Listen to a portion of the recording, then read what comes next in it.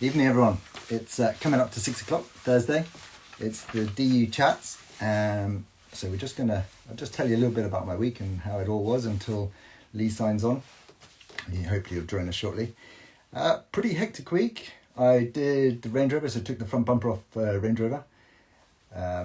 Because the bumper that was on there was so badly damaged. Well, it wasn't badly damaged, it just was really weak, and they wanted the new bumper on it, so we put a new bumper on it. And then you've seen the car that I've got in there now, which is an Insignia, Opel Insignia. Sill was stoved in, wheel arch was slightly damaged. Adam came in, helped me take out the wheel arch. We did the sill together with the GYS Spot welder, so that was good.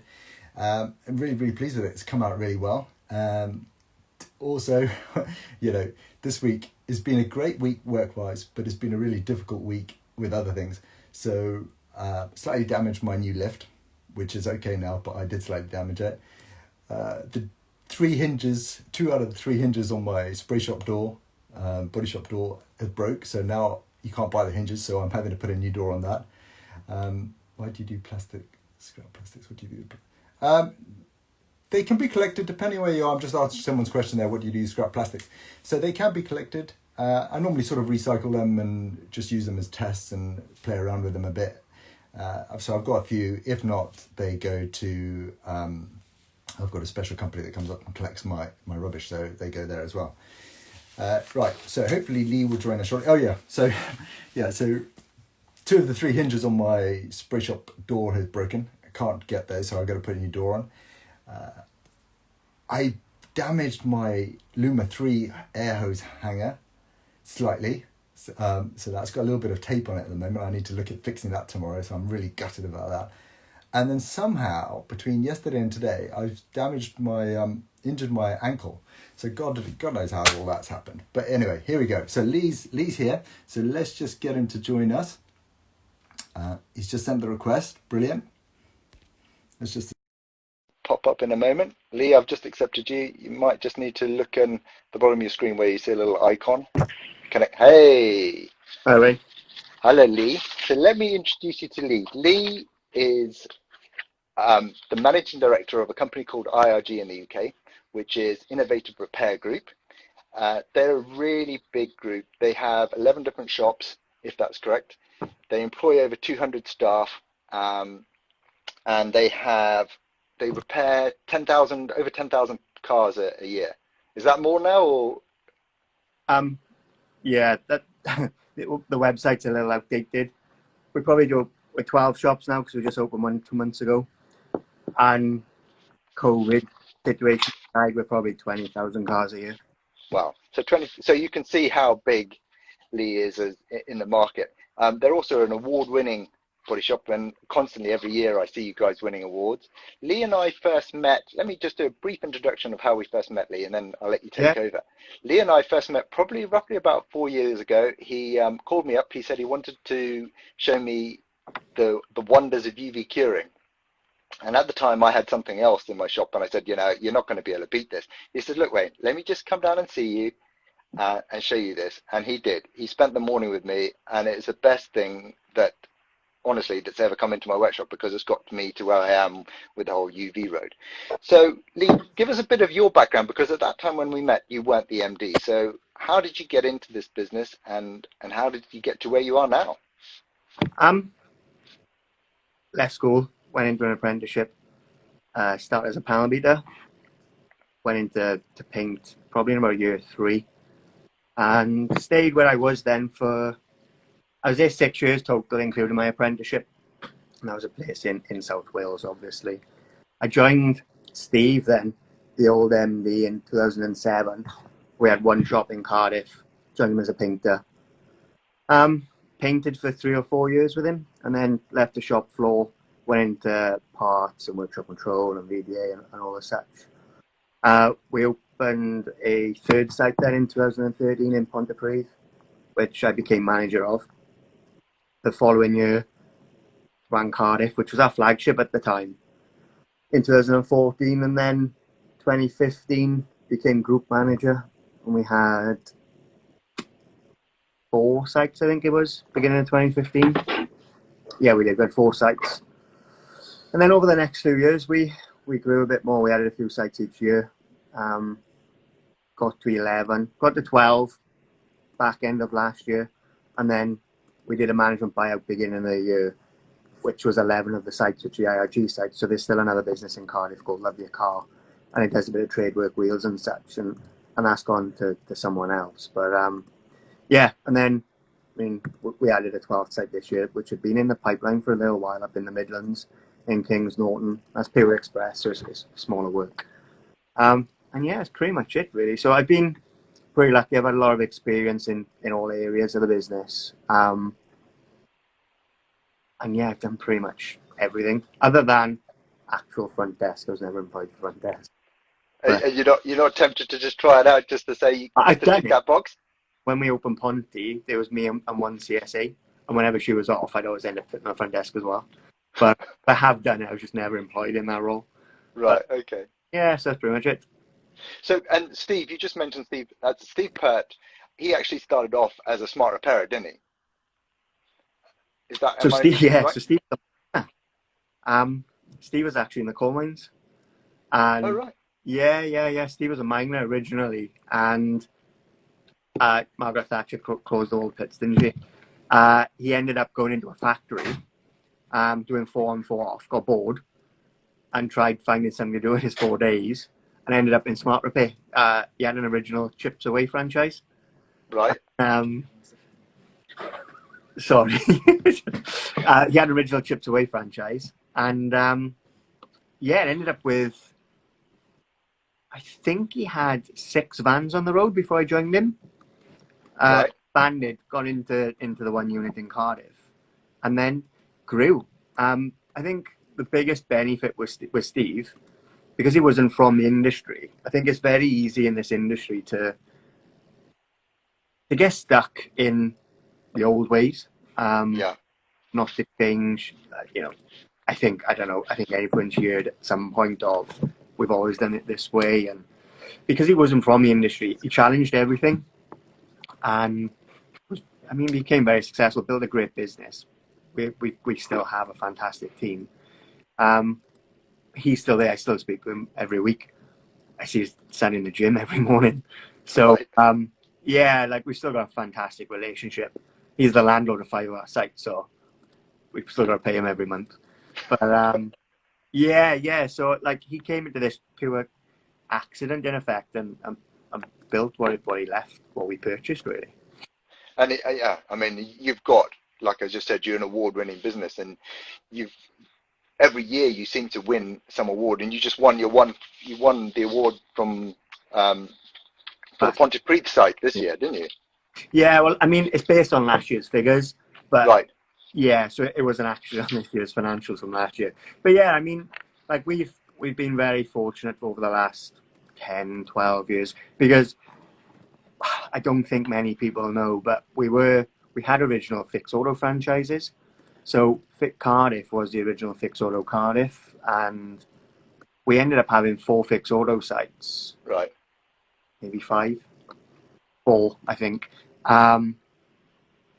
And we'd had several other brands, so we'd acquired a couple of businesses. They were still under those names. And in 2017, we made the decision then to rebrand, for all of the sites under one name. And then I think it was 9 sites at the time, maybe 8. And all of a sudden, no one had heard of IRG. It was a new business, and there's 8 sites on the road. We always had the businesses, but no one's seen us as a group, so They never saw the Fix sites. And Fix was great for us up until that point, but we had an opportunity to go down our own way, create our own brand, and it's worked pretty well. So within the Fix world, we always won. Cardiff's won Best Body Shop of the Year a few times. Pontypridd has.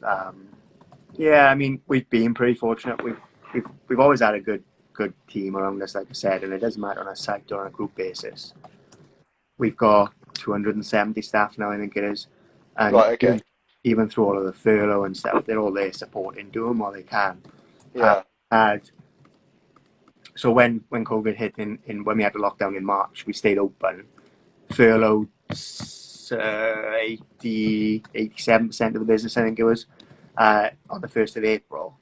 But we kept 5 or 6 people in to do the refurb in Ponty and start working with us. And so it gave us an opportunity, and that core team of the business is still here. They still worked, didn't complain, in every week with us, plugging away. So we've got a great bunch of people, which, I mean, all businesses are built on the team we've got around them.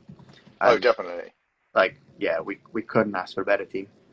And also management. The management feeds down into the team. If you don't have good management, your team are not going to be happy and supportive, are they?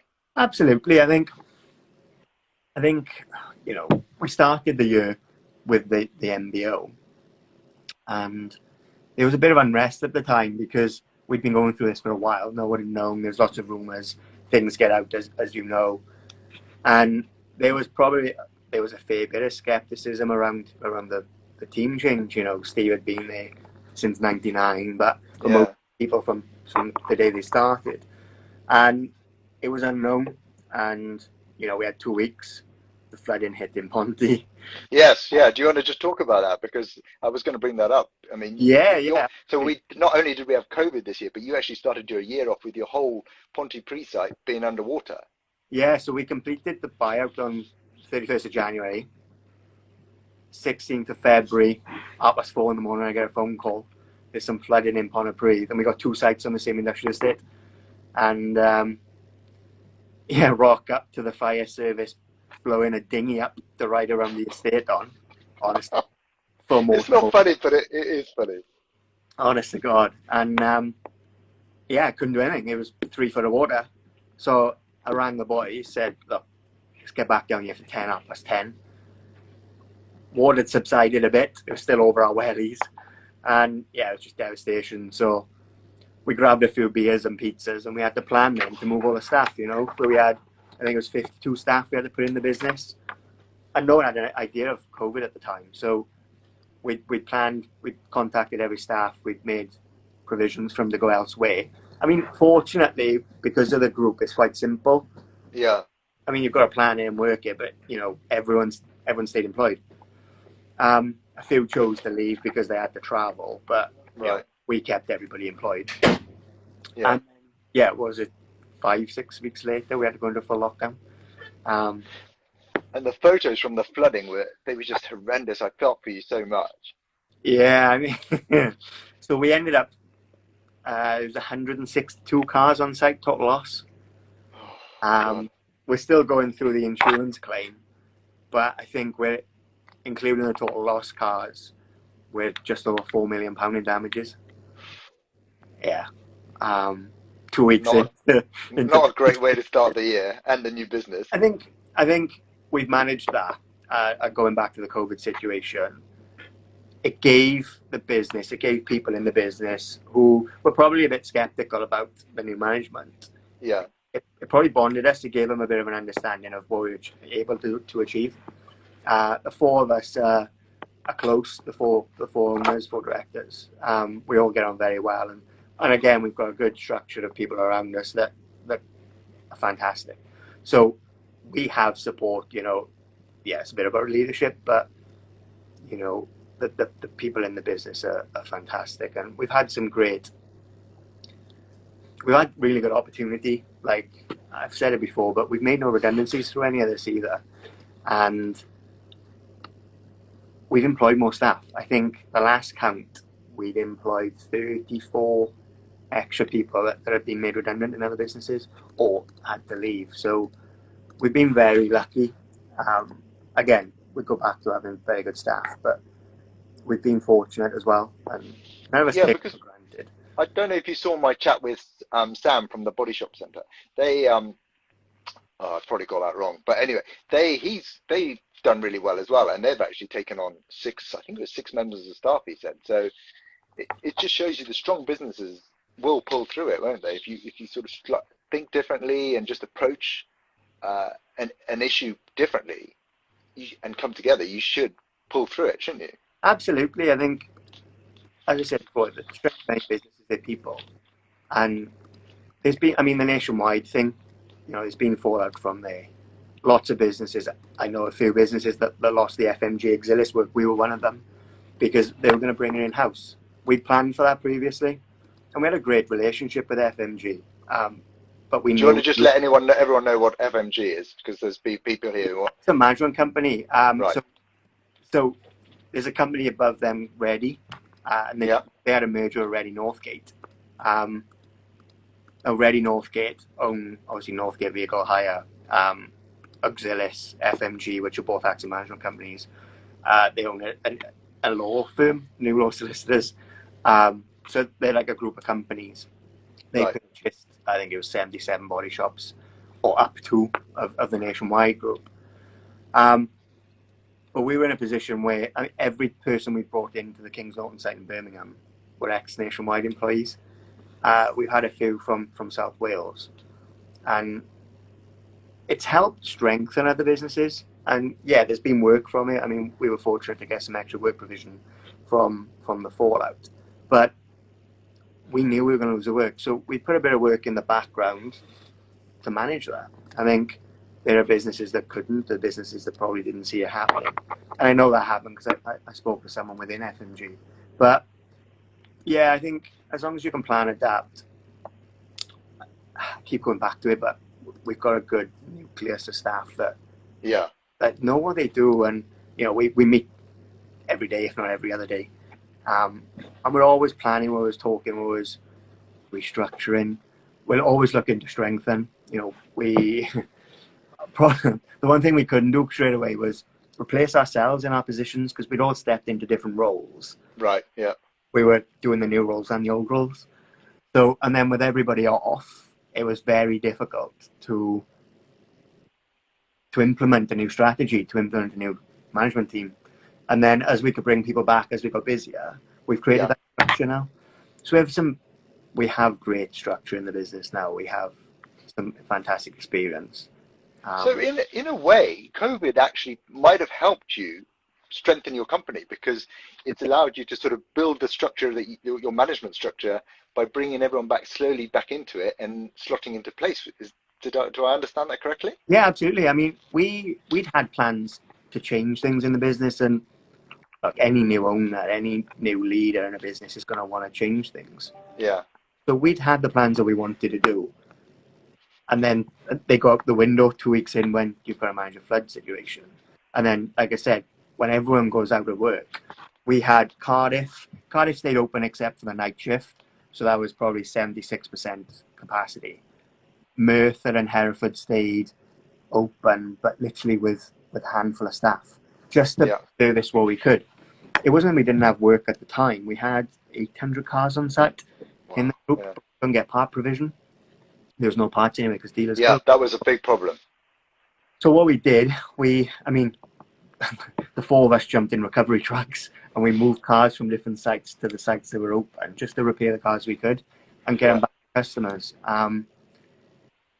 As that work picked up, then we could start implementing the changes we wanted to make. So it absolutely gave us the opportunity, gave us the time to put the changes we wanted to without having to manage the business also. So, look, it wasn't easy. It isn't for anybody, but we took advantage of it, if that makes sense.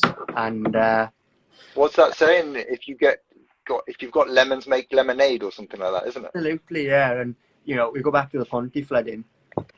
There's changes we wanted to make there, and it kind of been bolted on over the years. And the flow was there, but it wasn't how we wanted it. Yeah. So we took the opportunity to restructure it. We rebuilt it all. We put new ovens in. We knocked down some walls. We created new departments. It's our hub now. It's our head office. So Cardiff was always the head office, and now Ponty's more central. It's our head office. Our accounts are here. Call centre's here. Our VDA team are here. The centralised VDA team. And then, we've got 27 productives at the moment between an express team, mechanical department, paint and panel. Because, sorry, let me just, quick question for you from Painter Izzy, now that you're just talking about some of your guys there. So she actually said, you might hopefully know this answer, how many body men do you have per painter? Do you work that way? It depends. So we departmentalize our work. So we Right. have commercial, which is obviously vans. We have express. We have panel shop, we have paint shop. So in a normal express team, we'll have 4 or 5 people. Is your express what I call smart repairs, sort of rapid repairs? Rapid repair, but not smart. So Okay. our average hours per job in our express is about 14 and a half. Okay. No, Um, right. so what we call express is in and out of production within 2 days maximum. Right. Okay. Probably usually on site for no more than 4. So yeah, I mean, express can be anything. I mean, we've run full repaint through a night shift in 12-hour shifts between 4 guys. But we segregate that work because it creates more efficiency in departments. So we have Prestige, which is all the Mercedes, Jaguar, Land Rover, BMW, and we know that's going to be slower than conventional, your normal run-of-the-mill, not to be derogatory, but Fords, Vauxhalls, etc. Yes. And then, your commercial can be as efficient or not, depending on the work there. But you've got monster vans. So it's a bigger department where you probably fit only 6 or 8 vans in. But that's accepted. Whereas usually in a bigger normal shop, you'd have a long wheelbase Sprinter in, and it becomes priority because it's clogged up the body shop. So Yeah. in our commercial, we've got 3 panel beaters and 2 painters. Our Prestige Express in Ponty, we've got 7 panel beaters and 4 painters. It varies depending on where we go to, but it's no more than 1-to-1. Most places, it can be 2 panel to 1.5 paint or so. Right. We'll take if you want to look at that. But it does. I mean, if you wanted to look at an average, it's probably 1.5 between the whole business. But it depends on site and what that site can offer. All right. Hopefully Izzy got that. She sent some love. So talk us through your sort of average day. And I know you do. I'm guessing you're still doing the crazy hours that you were doing when I first met you. So what would happen when you get up in the morning, and what does your day entail? Your average day? So it's in the middle of transition. So usually we get up because we go to a gym quite central to this. Go to the gym, catch. Come into work, plan, look at the day. Originally, when we were very involved in operations, I mean, we'd be looking at schedules, jobs due out, parts issues, your general management stuff. As I said just now, because we're trying to transition into the new roles and pass the structure on, there's lots of boring meetings that need to happen, and genuinely things I never thought I'd ever do. I mean, I always wanted to own my own business when I was younger, but it was you see yourself as a couple of men. You're still on the tools. You're running a shop. You don't think you're going to run something like we have. It varies. We have lots of meetings, lots of planning. At the moment, there's lots of process planning. So today we came in, had a quick catch up for the day. We've been process planning for our customer service processes in the call center. Constantly looking at what we do, where we can improve, reducing waste generally, because I mean waste as in effort, time, productivity, increasing your productivity, even in an admin role. But yeah, we just generally show our operations director and I generally plan for what we're doing, and we work with the group ops manager and Chris to focus on processes and waste and become more efficient. Mm-hmm. My role now then, alongside that, is growth, looking at new opportunities, products. I want to get back in. So, I mean, the reason you and I met, as we discussed, was UV, was the Tesla QR lamp, and we'll discuss that in a bit more detail later on.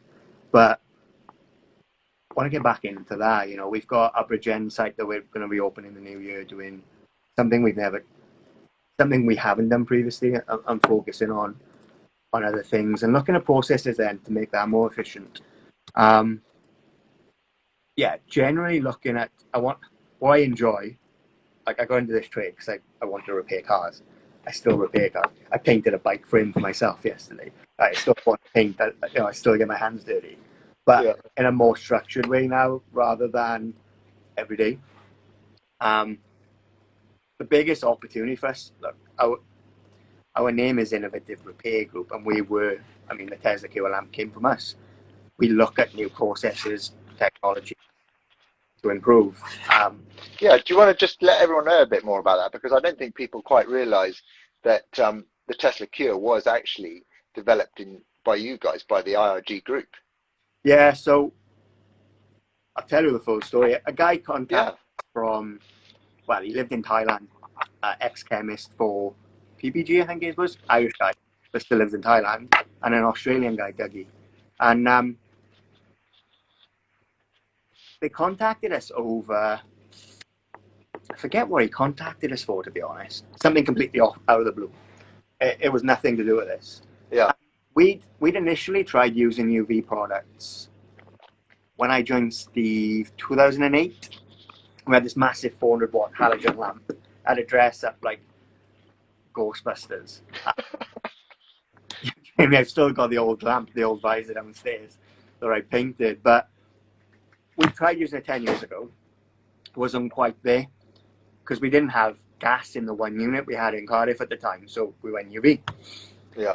Then we opened the Love Your Car, the Express site in Cardiff in 2013. It was 2012, and we revisited the UV. We had, I think it was the second STL Tempo booth, so it moves on the rails. Okay. But the heat wasn't quite, it wasn't a gas, it was electric heat. It was comfort heating, really. Yeah. So we went UV, and there was issues. Turns out we had a lot of dead hardener for the clear coat, which didn't go down too well. But the technology for the primer was there. I mean, the primer hasn't changed for 10 years. But there was never a curing system, so we'd always flirted with UV.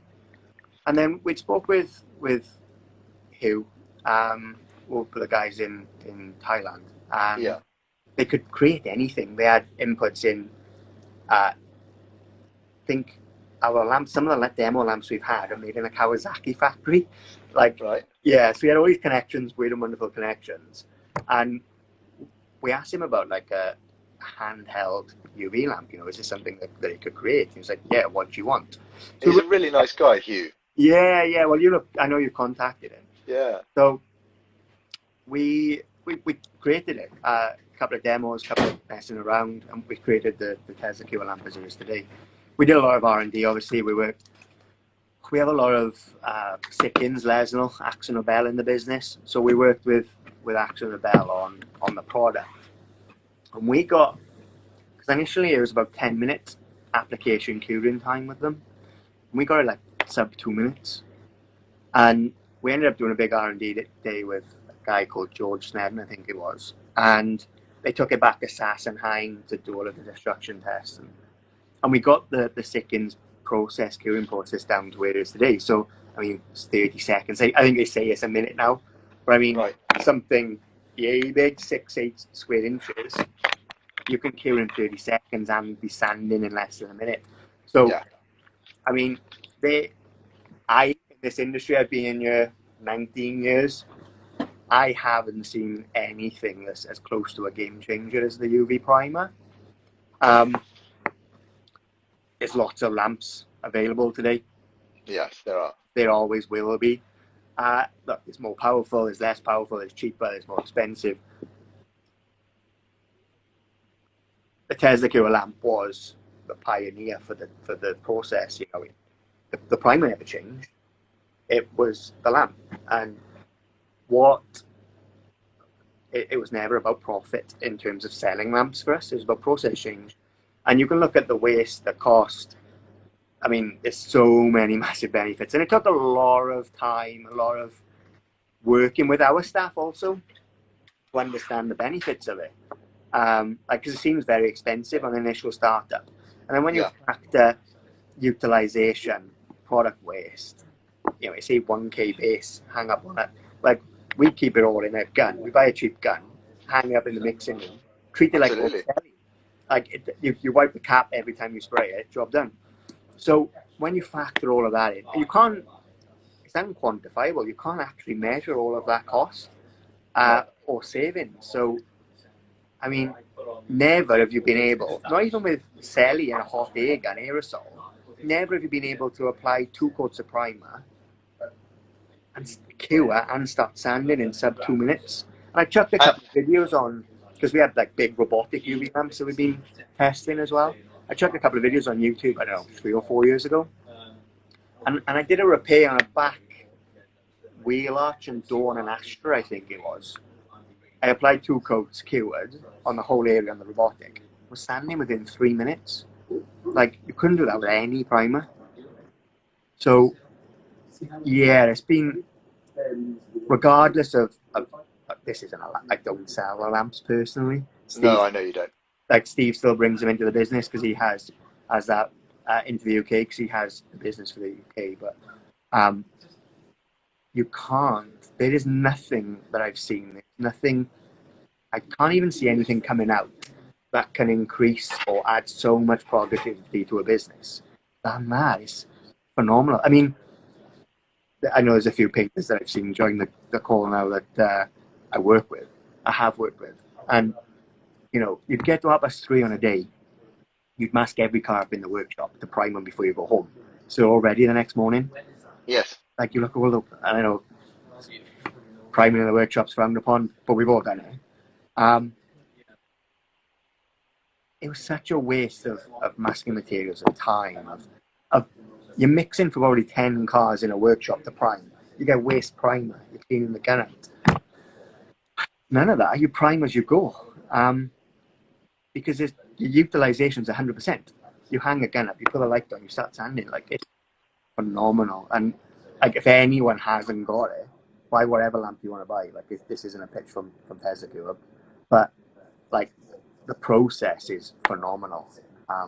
Yeah, exactly. I mean, I know somebody who's bought one today, and he's bought a lamp that's the MEPA lamp.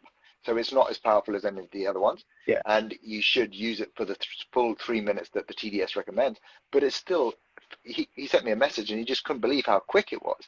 So it's taking that step, investing that little funds, but the reward that you get back is phenomenal, isn't it? Absolutely. Like, I know, going back to the thing, we did all the R&D, and I know when I came down to you, Higgins couldn't get a primer. So, I mean, at the time, like, we didn't have a relationship with BASF or Glazeret, but because we trialed their primers, and it was the next best, really. I think next best. It's on par, but. So, which is your favourite one? Because Izzy's asking. I know she's a Sickens lass. So, what can you not say? No, I can absolutely say. Sickens is still my favourite, only because it mats off. And I said, I know, because the first time I actually used the glass, it was in your workshop. And I'm there holding the lamp. You're off to clean the gun, I think it was. And I'm looking at the primer going, it's not going off. What am I going to do? Like, I'm doing this demo, it's not off this thing. I didn't know that. And touched it and it was dry. It just stayed glossy. Yeah. So, but I actually like that, Lee, because I find, if you want to look down a panel, and some guys, when they're doing their body work and they've done their fitter work, they'll go and squirt like panel degreaser on there so that you can see any sort of low spots or anything like imperfections. And so I like that with the Glazeret, because you get that gloss finish. So when you look down the panel and look at the repair, you can actually see if there's any imperfections. Yeah, and I think I've got a fantastic relationship with both BASF, Glazeret, and RM, and Axel Nobel, Sickens and Lesinol. Personally, from a painter's perspective, I like the Lesinol only because, cheatingly, you see when it goes off because it mats out, so you can get on the sanding quicker.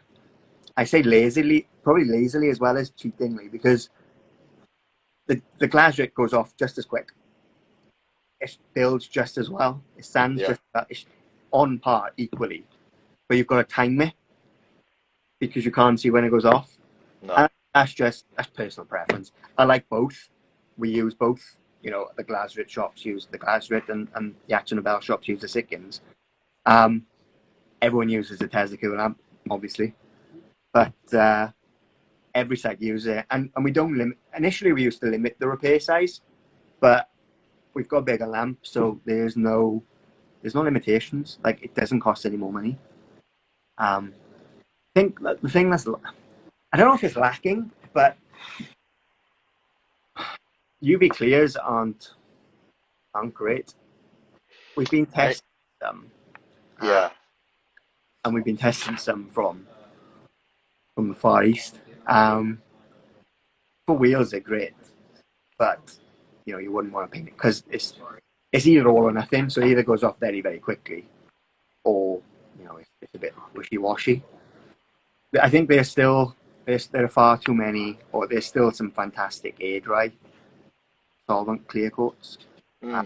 Like, he painted his ego in Sickens baby, but like the Aero Dry, Sickens Aero Dry is phenomenal. Like 6 minutes at, I think it's, don't quote me on this, but I think it's 60-degree panel time. 6 minutes is cool down polish. Like, it's fantastic. And we've air dried it in 45 minutes in a normal 16-18 degree workshop, and polished it in 50 minutes just on air dry.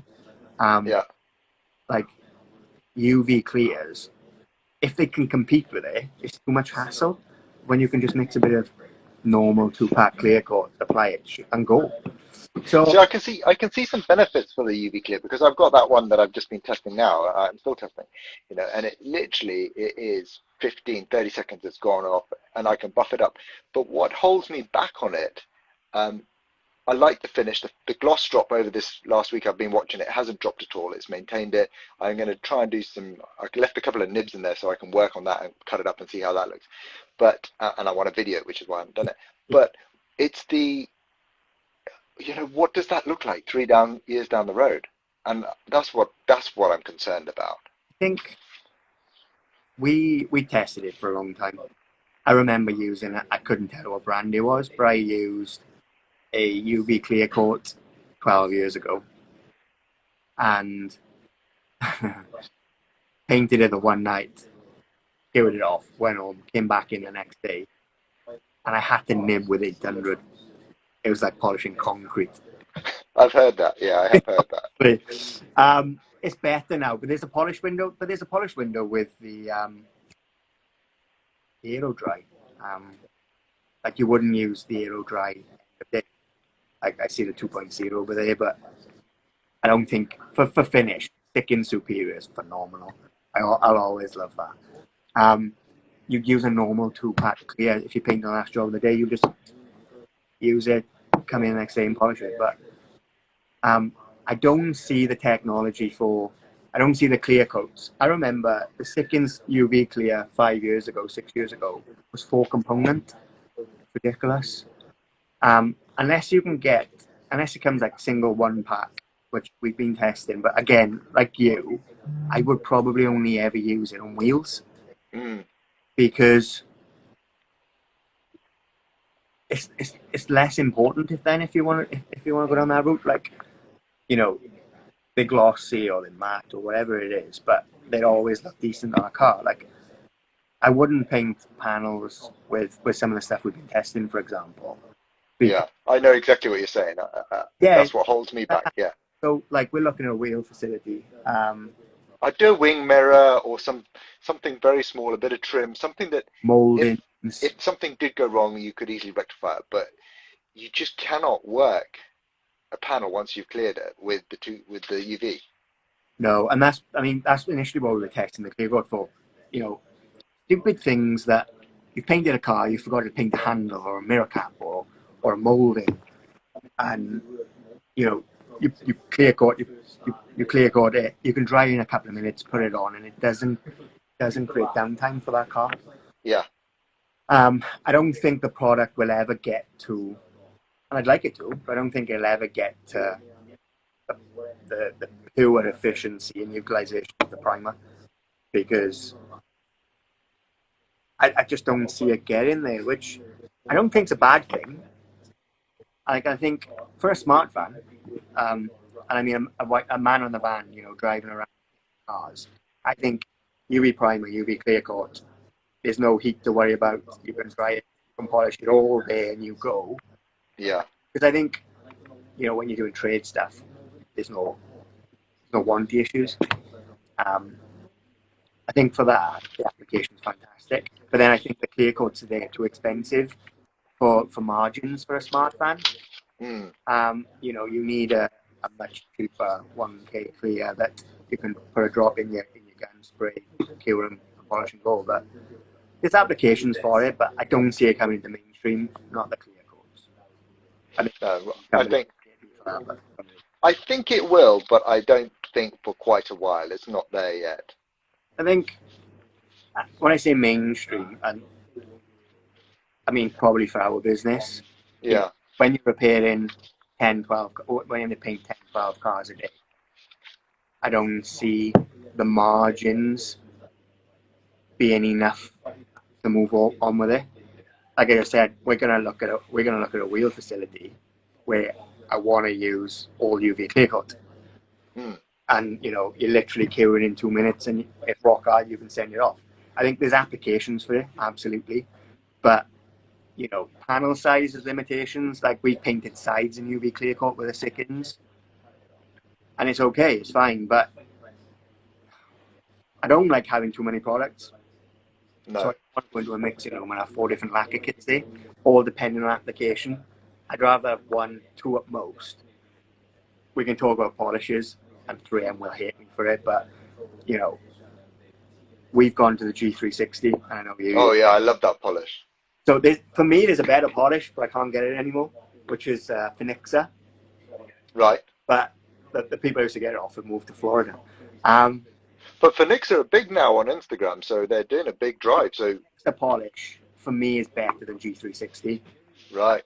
I've got a relationship with Verrecla, and all our sites use Verrecla polish now. The G360.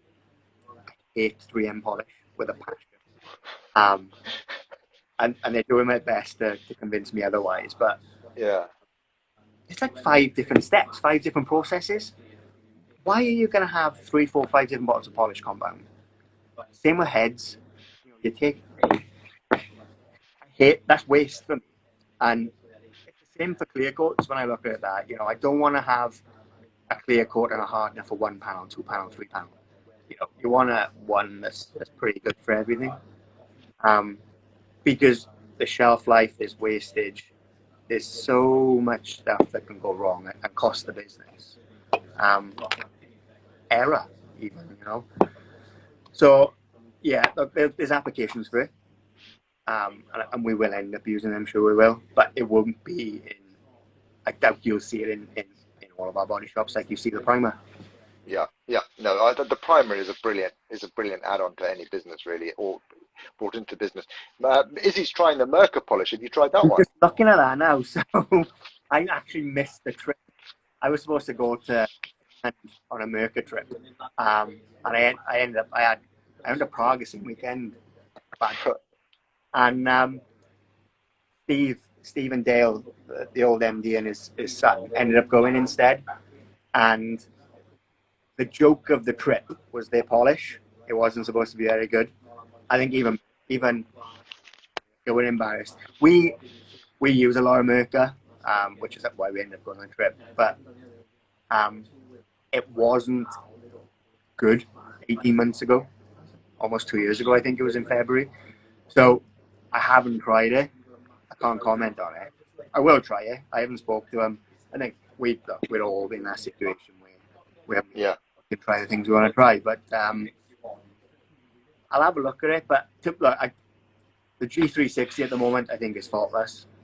Yeah, I have to agree. It's I used to like the G3, then I moved from the G3 to a couple of other polishers. I won't name any names, but I've come back to the G360, and it ticks all the boxes. I mean, you can use the Wallbank mop head, and you don't need to, if you don't want to go through the stages and move to the foam, you can do that. But that wall mop head and the G360 just does it for me.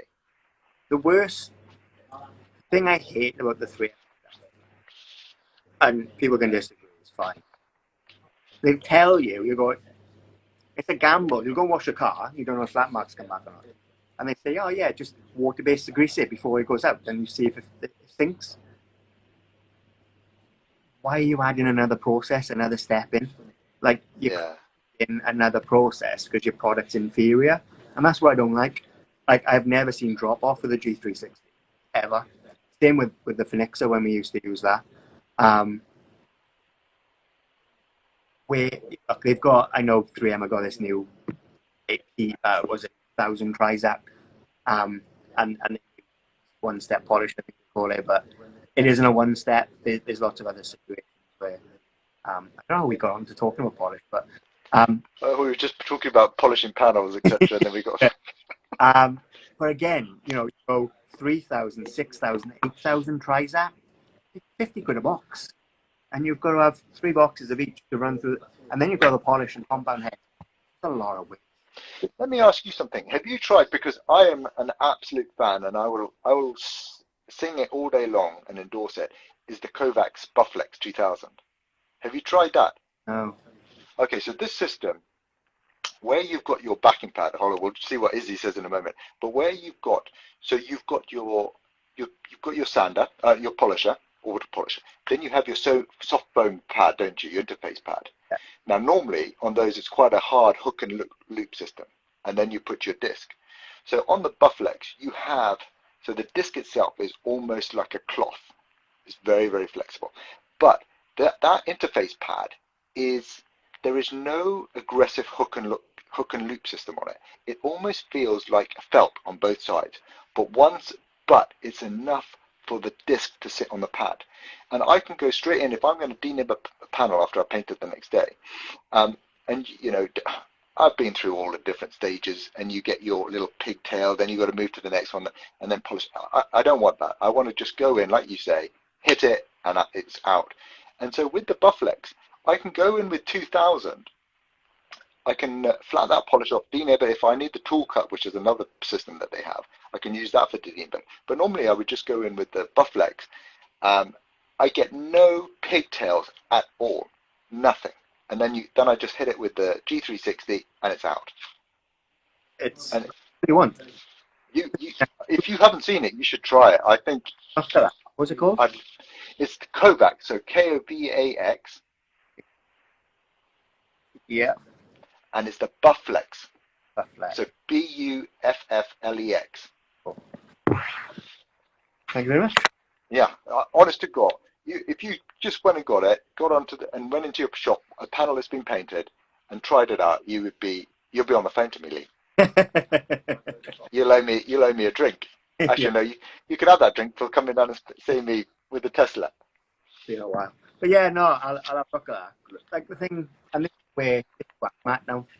My position, looking at these things, looking where we can improve. So that's the stuff absolutely that we get on with. But yeah, I think G360 at the moment is faultless. I don't. I told 3M I'll go up and play around with their polish, but I'm probably not going to like it. All right, let's leave 3M alone because I think we've beaten them a bit here. Poor guys. Look, 3M, I use a lot of. Yeah. They know. I'll say it as it is, but we Cubitron. The Cubitron is phenomenal. Yes, it is. It is fantastic. So I'm not digging 3M. It's just the polish. Yeah, you can't like everything from every single manufacturer. No. It's always best to choose it. They get that. Yeah. So we've only got a few minutes left. Well, about 10 minutes. So I've got another question for you, which I think you might have partly answered. But so you go to the gyms in the morning. What's your sort of, what do you do in your downtime? What do you do to relax and sort of switch off from work if you can do that? Yeah, but never switch off from work really. No. I think I don't want to. Work is our passion. It's what we do, what we love. But after work, inside work, I have a daughter with an ex-wife that is 4 on Sunday coming up. So I get her. I see her every Saturday. Spend time with her. So whatever she wants to do, like Saturdays are her day. I've seen the pictures. Yeah. usually I used to see it a couple of times in a week, depending on. I mean, before that, but yeah. So like I'll get it. I see it on a Saturday. Do it. Um, do a lot of DIY actually. I enjoy doing stuff and making stuff. Um, we just signed up. We like doing a lot of charity work. Um, Yes, please talk to us about that because you're doing Race the Sun, isn't it? done yeah end of March. So it's 30, just almost 30 miles on the road riding, and then you do an 8 mile hike loop up a local mountain. Called We cycle 15 miles then from there to a lake by Brecon, 2 mile canoe, 11 miles to the finish. Just like a race marathon thing. Teams of four. We've ended up, so three of the group ops man. So Oh, we just lost you a bit then. You just broke up. oh sorry. So three of the directors and the group ops manager, we signed up as a team of four to do it, and the other director do the support vehicle, carry all our stuff.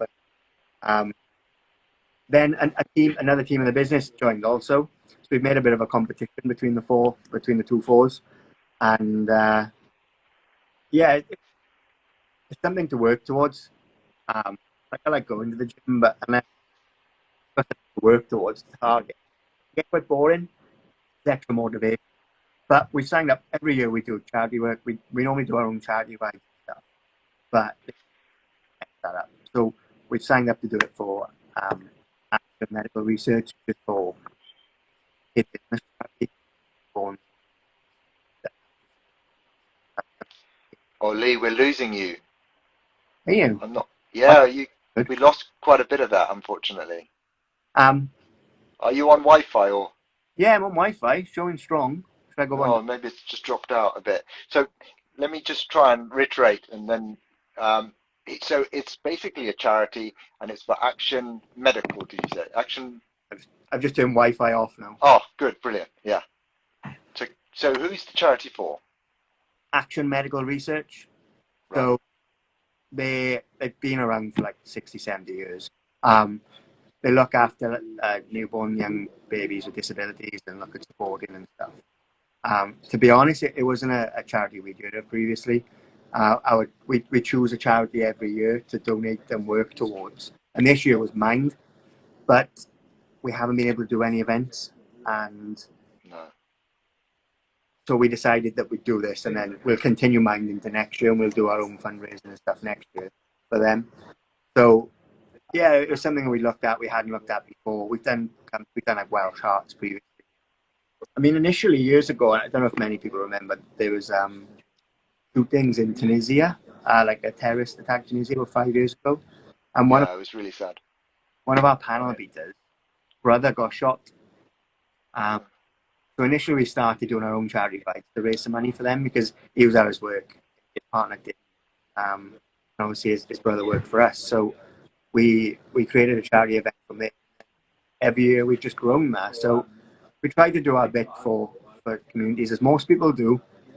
We sponsor a couple of local rugby football teams. Yeah. One of our painters, a very good friend of mine, we sponsor his daughter horse riding. So we try and give back where we can. But yeah, I think we keep going about this year. It's been poor, but we've still tried doing what we can do. Yeah.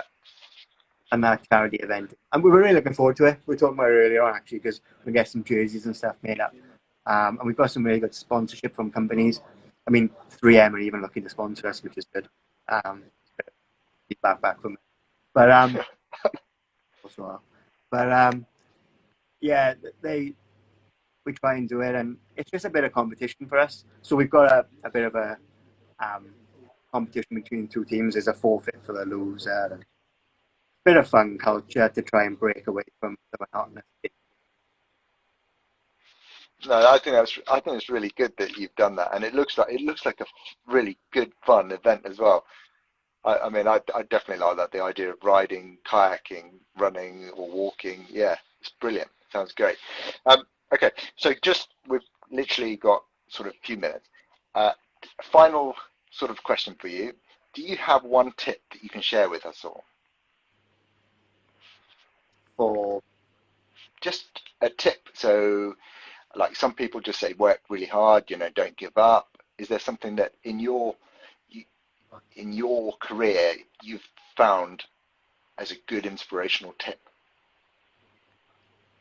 I think there's lots of things. I mean, having vision, having goals, working towards them, are basic but valuable things.